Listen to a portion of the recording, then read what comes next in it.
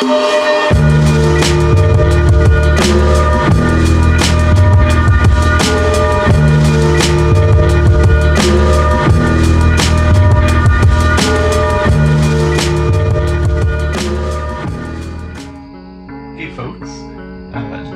here, or Chris.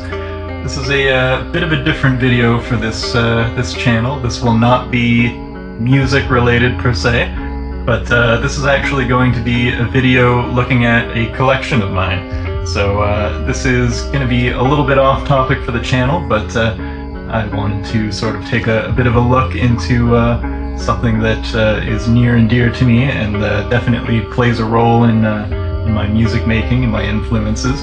But this is going to be a look at my horror manga collection. So this is something that should maybe be interesting to people who like some of my darker lo-fi music and maybe are interested in horror and the sort of darker side of things, and should just be interesting to people who like horror manga and want to see some rare items, maybe want to know the history of some things, and maybe you want some recommendations for things that you can check out. So I'm going to make this probably a 6-part series. I'm going to go one shelf at a time through my collection.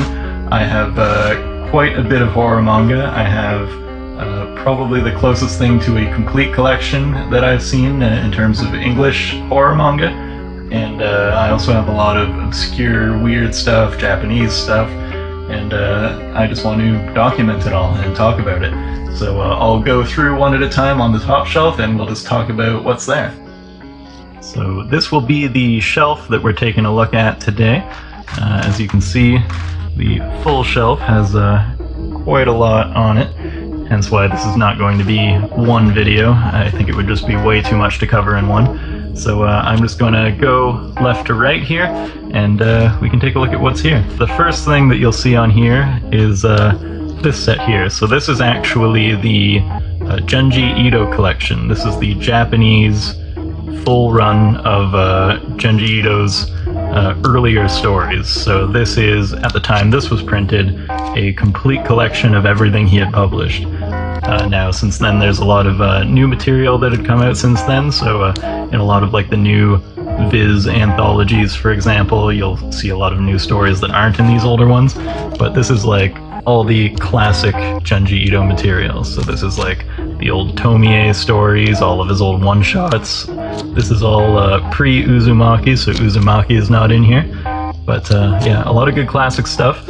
I won't pull everything out here. You can just kind of see an example of what these books used to look like. So these ones I picked up from a website called Mandarake, or however you pronounce that, but it's my favorite site to get Japanese material in the West. So this set, I think I paid, I don't know, maybe $80 plus some import fees for the whole lot of it, which is an insanely good price. If any of you are looking to get Japanese horror manga, just for collection purposes, or if you can read Japanese, or if you want to use an app on your phone, which there's some great ones to read it, I highly recommend Mandarake or a site like that, as it's much, much, much less expensive than buying on, say, eBay. Typically things on eBay will be marked way up because it's just, there's not as much of it on there, so people only looking on eBay will generally see a manga and say, oh, that's $10, that's a good price. In most cases that is not a good price, and you can actually get a lot of these books for even $2 to $5 sometimes. There's comics that I have that are even just $1, so definitely go there if you want to get those. We have here a fun little comic. This is Shibuya Goldfish. This is volume 3 of that series. I have, I believe, up to volume 3. There may be more now. I purchased all the copies that were in print at the time that I bought these, but there may be some others now. This is basically the manga version of a B movie, and it is good for all the reasons a B movie is good, and bad for all the reasons that a B movie is bad. So if you like just cheesy, crazy horror garbage, this is perfect. this is exactly what you think it would be. It is giant goldfish killing people. So we'll put that aside. That's all I really need to say about that one. So going on here, I'll go through the ones up top here first. So I've got some I Am a Hero up here. I won't go too in depth into that because I've actually got a lot more of it on another shelf. This is just some things that didn't quite fit. But I do have most copies of that. I'm missing one or two. I've got some Arm of Cannon. Not necessarily just strictly horror manga, like most of my comics are.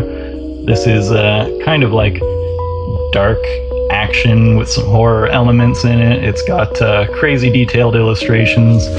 Very cool comic. I picked this up at a convention up here in the north called Anime North, and I grabbed 2 copies of this, or 2 issues of this rather. So there's another one just here. I've got also volume 6 of it here. So there's one more here. Very cool art in this. I'll probably pick up the rest of the series at some point. It's something I'm just kind of picking up along the way at conventions. This is a interesting one. This is something that I didn't know existed until, I don't know, maybe a year ago. This is a later pickup for me. This is basically a sort of cover gallery and sort of information book about a lot of extremely old horror manga. If you're a collector of horror manga, this is fantastic. If you are an artist and you just want basically a horror manga art book, this definitely works for that. I'll actually show you a bit of what is in this book because this is a really obscure one and I think it might be interesting to people. So the first item we're going to look at closely here is Scary Manga Illustrated Book. This is essentially a collector's guide for horror manga. This is a really obscure one. I actually didn't find this until quite late into my collecting journey, mainly because it doesn't really come up when you search most horror manga terms. Searching horror manga and things like that will not pull this up. I found this in I think it was a recommended list on Amazon or something from some of my other purchases. Because it's called Scary Manga, that's kind of what you have to search to find it, which I certainly wasn't searching. So this is, in my opinion, kind of quintessential for anyone collecting horror manga. This has covers of a ton of horror manga. It says on the cover actually banned horror manga, dating all the way back to the early 70s, and it serves as sort of a collector's guide and a cover gallery for a ton of obscure horror manga that you just won't be able to find anywhere. I mean, even just finding images of these covers is just impossible. They're so old, there's not really a documentation of a lot of these. You won't be able to find scans of these to read in most cases. This is mainly for people who like the artwork of horror manga and who want a sort of just a collector's guide and almost like an art book sort of book. So if you look in here, this actually has a little stamp section, which is interesting. They seem to be collectible stamps. I highly doubt these are usable stamps. They're just on regular paper on the cover. It says do not reproduce, which is interesting. I'm assuming there's different ones and different copies of these books. Otherwise, I don't know why you would reproduce them. But a little interesting thing. So most of this book is in Japanese. As you can see here, this is all untranslated, except some of the titles are in English, which is interesting. And this is essentially the format that the entire book takes. You'll see a lot of the information is in English. So it's got the name of the manga, it's got the year it came out, whether it's in print or out, the pricing. It's also got a little synopsis at the bottom in English. But there is also a review written, but that is in Japanese only. So you'll see there's also a large version of the illustration for the cover, and this is true for every manga that's in here. Every page is just another full, high-res, beautiful-looking cover from some crazy, obscure, old horror manga. And it is just beautiful. I mean, you will see so much art in here that you won't be able to find anywhere else, and if you're into the aesthetic of horror manga, this is just a must-have. I mean, beautiful stuff. If you're an artist and you want to use this as inspiration, it's a great way to get some ideas. And if you just love this kitschy, old horror manga vibes, there's nothing quite like it. This is not an expensive book. I paid, I don't know, $5 for this.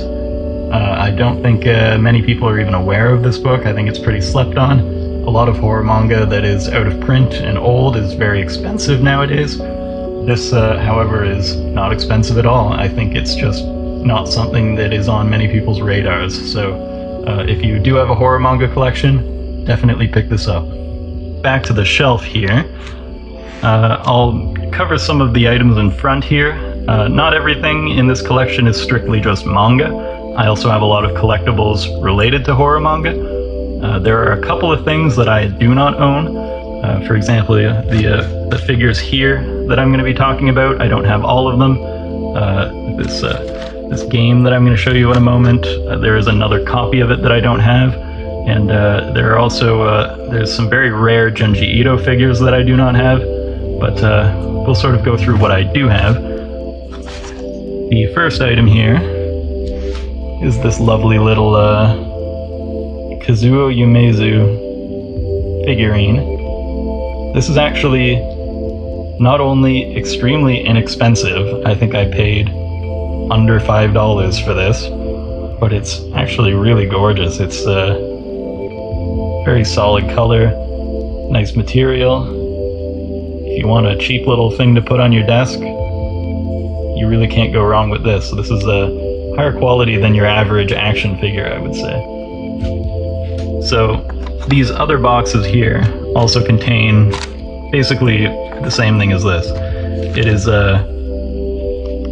looks like that, as you can see. These came with random figures of Kazuo Yumezu's characters from, you know, Drifting Classroom and Reptile, all that sort of thing. You can see on the back which figures you can potentially get. There's the one I just showed you there. So of these figures, I have basically all of the horror manga related ones, with the exception of half of this little set with the monster here from Drifting Classroom. I don't have the monster half of that. So these are actually all still in bags, so I won't pull them all out. You can't see a ton with the way they're packaged right now. But because they're randomized, all of these are open. That's the only way to really know what is in the box. So most of these that you buy, you will find them opened already. Personally, I wouldn't buy one that's sealed. I would probably just open it if I did, because you kind of want to know what's in it to begin with. So moving on, actually back here, we've just got this little cat-eyed boy figurine. I actually forget the name of this type of figure. I know it's like a sort of mimetic figure, like Funko Pops or something like that for Japan. And you can get these in all sorts of different designs. There's also another cat-eyed boy one of these. This is just the one I happen to have. Just a cool little figure. So this right here is a Junji Ito game for a system called WonderSwan. So WonderSwan is basically an old gaming system. It's kind of like a Game Boy classic, but I'd say almost even lower spec. It's basically a story-oriented game where you kind of walk through the story of Uzumaki.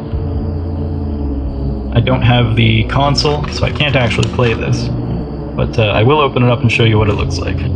So here we have the game. It's got actually original art just for this.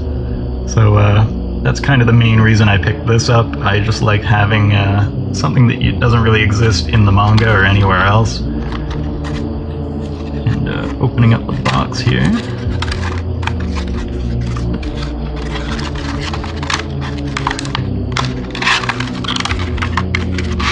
So plastic here. Still got this little booklet in here.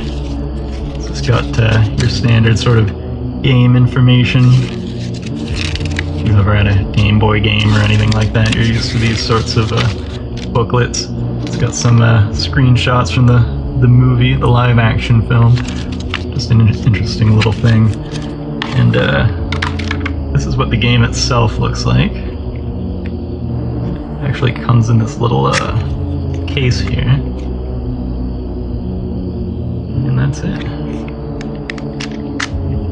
So yeah, cool little sort of collector's item. Maybe not for everybody. If you're primarily into collecting manga, you might not be so interested in winning a game that you probably can't read. But I got it for pretty cheap. I think I only paid like 10 bucks for this thing on eBay, so it's just a really good deal. If you keep an eye out, you can find the other one on there. You can even find the Wonder Swan consoles for pretty cheap. Just a neat little thing to have. So back to the shelf here, going down the line. Some stuff on here is actually not horror manga, it just happens to be on the shelf. This here, I won't open it to show it to you, but this is basically a Kazuo Umezu shower curtain. So that art is actually what the shower curtain looks like. Just a weird little oddity. Picked it up pretty cheap from a Japanese store. Couldn't say no. Wanted it for the collection. I have basically everything in English that you can get. One of the exceptions to that is that I do not have every double printing in English of everything. So the next issue here that we've got is Flesh Colored Horror by Junji Ito. This is, I would say, certainly the rarest Junji Ito comic in English, and possibly the rarest thing that I have in my collection. I'll actually focus on this for a little bit. So this manga is very old. This is, I'm not even actually sure when this was printed. This is prior to the old Dark Horse printing of Tomie and those manga, which are already old enough at this point. But there are 3 volumes of this. The first 2 are just Tomie collected, and this has all separate stories, many of which are only printed in English in this format. So that explains why this book is so expensive and sought after. Basically, if you want to have every English copy of all the Junji Ito stories that have been published, you need to own this. Hence why it goes for quite a lot of money. At the time of recording this, I believe the cheapest copy I could find in Canada for this is about $750 to $800. I think that is a bit high. I think, honestly, if you can find this for, I'd say maybe $200 to $250 right now, that's probably about where the reasonable price for it is. I personally paid a lot less for this. I actually picked this up on eBay for only $40. I managed to really luck out and find a listing that I just bought as soon as it came up from Goodwill, actually. So if you are interested in collecting a large volume of horror manga, if you want a complete collection, the best way to do it is just to check online auction sites like eBay, and also check sites like Amazon and Abe Books. I would say just every day. Just search whatever it is that you're still missing every single day, and eventually you'll find it for a lower price than the sort of standard market price. I think the days of finding this for as cheap as I bought it are over. As Junji Ito gets more popular in the West, as Viz prints more of his material, I think the prices of these things are only going to go up because there's just more demand and the supply is fixed. An interesting thing about this book is the quality is not great, honestly. The cover looks alright, but it's noticeably a little lower res than the Japanese version. You'll notice inside here, the inside cover is just black and white. When I first got this in the mail, I honestly was a little worried that I had a bootleg copy or something, and I had to do some looking around online to verify that it was actually real, because if you look in here, you'll notice, and I don't know if you can see it, but it's kind of blurry. You'll notice the text is very crisp and clear. The art, not so much. It's basically like they took an actual Japanese copy of this book and just kind of scanned it and then changed the text to be English. It's not the highest quality book ever.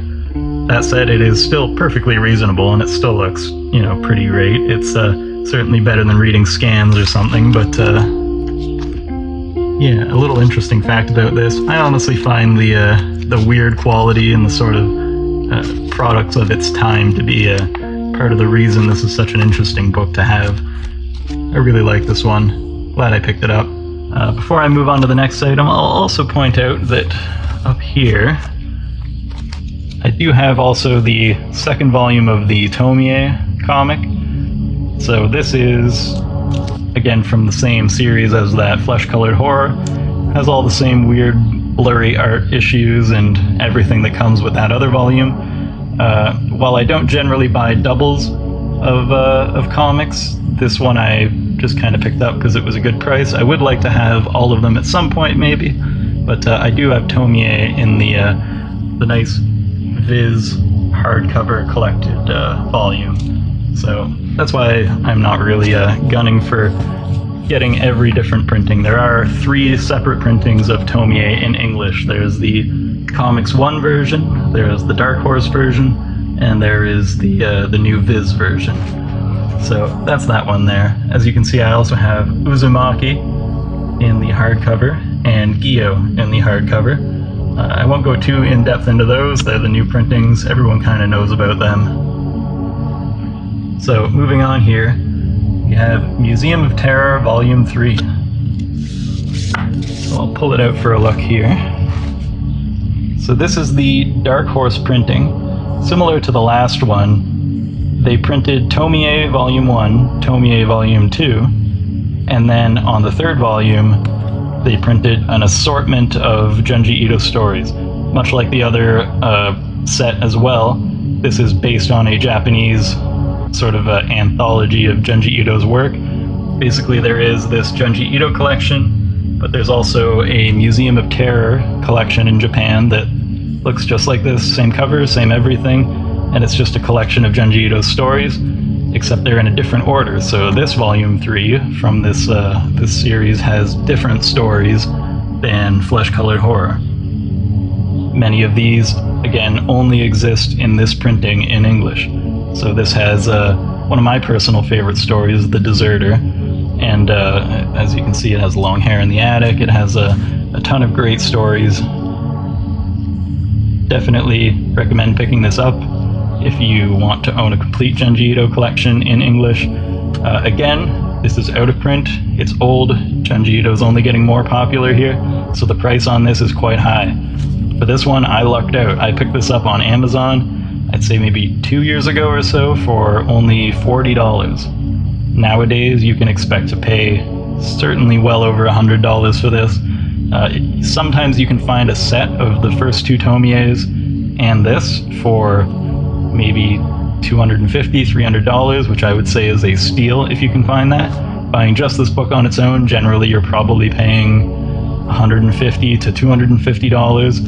And again, it just depends on the time. At the time of filming this, you can't find a copy for that. The cheapest one I think online right now is about $400. So it's really a matter of waiting until the market lines up with what you want to buy. So moving down the list, we've got some other newer ones. We've got the new Viz Fragments of Horror. We've got Shiver.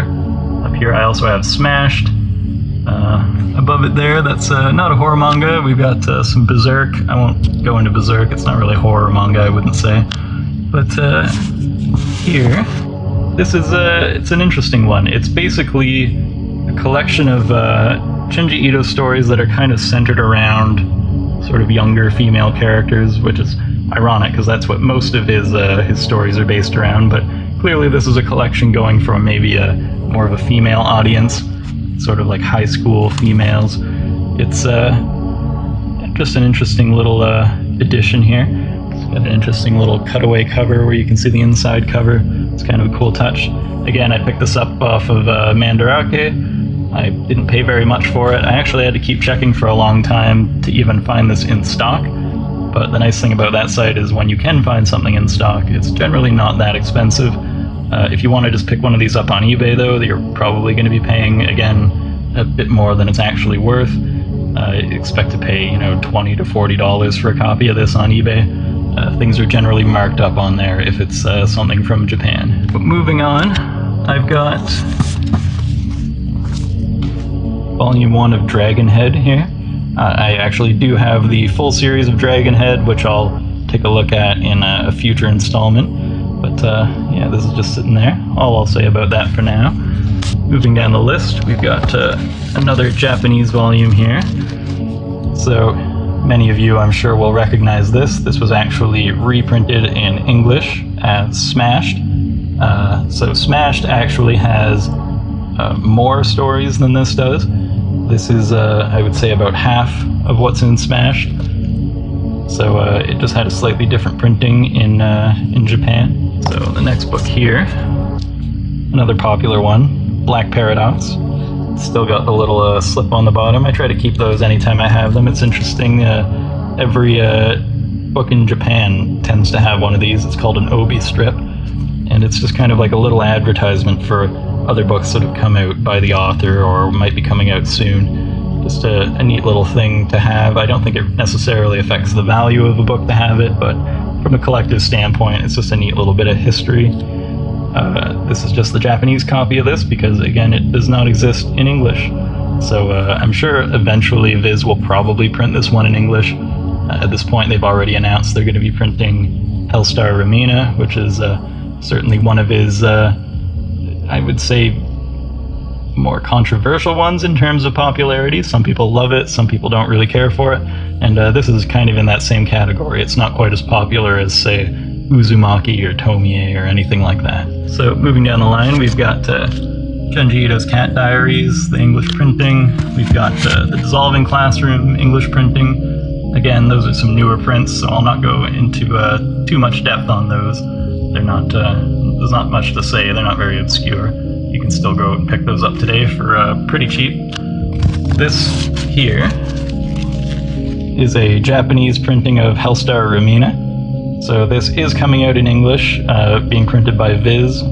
I believe it's coming in late 2020 or early 2021. So you will be able to pick up an English copy of this at some point. When I bought this, you certainly could not, and that wasn't on the horizon, so just for the sake of having a copy, even if it's not one I can necessarily read, I just wanted to have it for the sake of completion. These are, as you can see, the spines kind of line up here, which is kind of fun.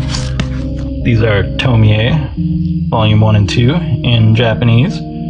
So these I actually picked up because it was the right combination of cheap and cool. These you can actually get for dirt cheap from sites like Mandarake.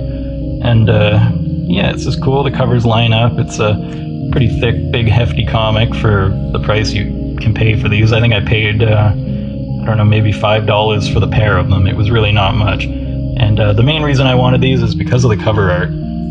I mean, it's unique art for this printing. You won't see this in any of the English copies. And actually, the art on the second volume is probably some of my favorite Tomie art. It's just the backlit lighting and the great shading.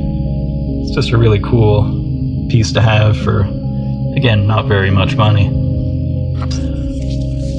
I have this. Another one that you might recognize. This, I believe, was the one of the English printings. I think Shiver is actually the same stories that this had. So, as you can see here, it's got the artwork from Smashed on the back. This is sort of half of a two-part set. So this has a lot of stories that I'm not actually sure if everything in here has been printed in English, come to think of it. But yeah, just a great little one. It wasn't that expensive. It's a smaller volume, so picked it up for pretty cheap. And yeah, just a cool thing to have. Moving on, we got the English printing of Frankenstein. Again, it's a newer one, so I'm not really going to go into detail about that. You can still pick that up for just the regular price. The next item here is actually just a DVD copy of the Junji Ito collection. Not the best series in the world. anyone who's watched it, I'm sure, appreciates it for what it is, which is just, you know, any animated version of a Junji Ito series, but really does not hold up to the quality of the manga, in my opinion. You can feel free to disagree about that, but not for me. The Toonami Uzumaki adaptation is in production at the time of filming this, so I have high hopes for that. It's looking already like it will be a million times better. But this is just the regular copy of it. Moving on, not as exciting. This is actually just a comic called Portus. I picked it up because it is horror manga, and for no real reason other than that. It's not the worst, but it's definitely not the best. It's got some interesting artwork in it. It's got some cool moments. Overall, I would say it's definitely a fairly weak story compared to, you know, Junji Ito or any of the other great stuff that you can get. This is a lot more in line with, like, The Ring and such. In fact, it's written by Jun Abe, which I believe is the author for The Ring. So, again, let me know if I'm wrong about that, but I'm pretty sure that's the case. It's all right. It's pretty cool. It's not expensive. I think I picked this up at like a Chapters or something for $10 or something like that. So just for the sake of completion, picked it up. And yeah, that's